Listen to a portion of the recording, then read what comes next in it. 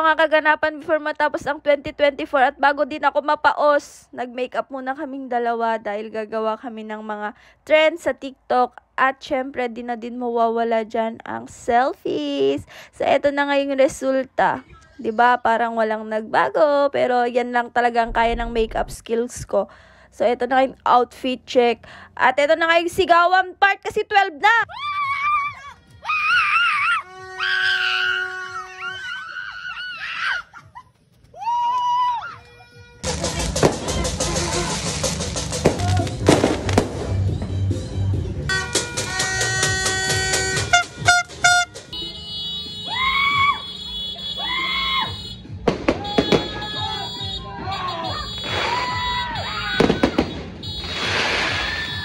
At nung tapos na kami manood ng fireworks, syempre di na mawawala dyan yung kainan. Years or year lang?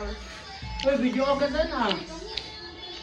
Syempre nung natapos na ang kainan, nandyan naman yung palaro. So eto na yung pera, day! Wait!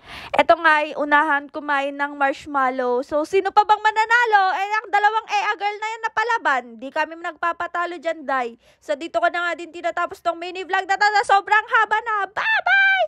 Happy New Year!